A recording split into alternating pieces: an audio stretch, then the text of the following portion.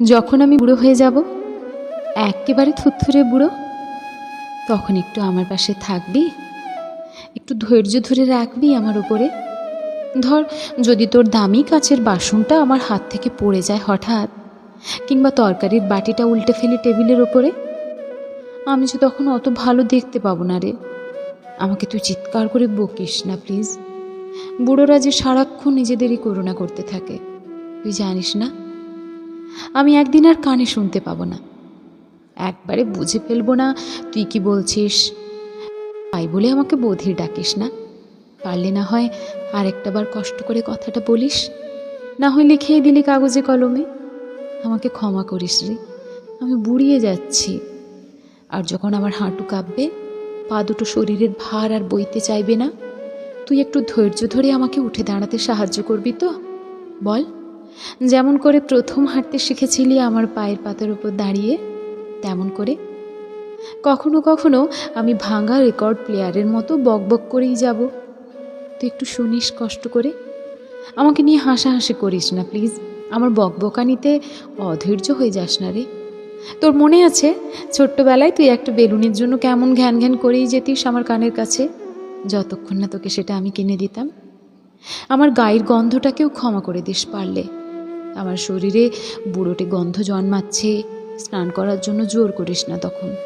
আমার শরীরটা যে বড্ড দুর্বল থাকবে, একটু জ্বর লাগলেই ঠান্ডা লেগে যাবে। আমাকে দেখে নাক সিটকাস না প্লিজ। মনে আছে ছেলেবেলায় তোর পেছনে আমি ছুটতাম আর ছুটতাম, তুই স্নান করতে চাইতিস না বলে?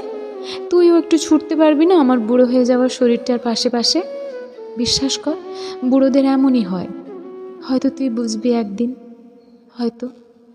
হাতে যদি সময় থাকে আমরা একসাথে গল্প করব, কেমন? হোক না মাত্র কয়েকটা মুহূর্তের জন্য। আমি তো সারাদিন একাই থাকি, আমার সময় যে একা ফুরোয় না। আমি জানি তুই তোর কাজ নিয়ে ভীষণ ব্যস্ত থাকবি।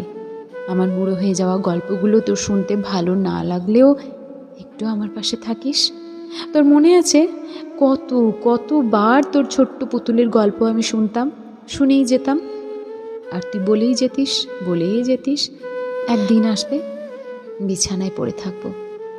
আমার একটু যত্ন নিবি সেদিন। আমাকে ক্ষমা করে দিস যদি ভুল করে বিছানা ভিজিয়ে ফেলি, যদি চাদরটা নোংরা করে দিই। আমার শেষ সময়টাই শুধু আমাকে ছেড়ে দূরে থাকিস না প্লিজ। যখন সময় হবে আমার হাতটা তোর মুঠোয় পুরে নিস, আমাকে একটু সাহস দিস, যেন মৃত্যুকে আমি নির্ভয়ে আলিঙ্গন করতে পারি।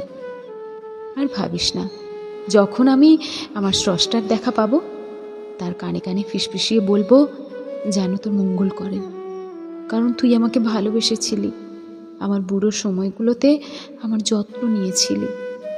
তোকে অনেক অনেক ভালোবাসি রে। যখন আমি বুড়ো হয়ে যাব,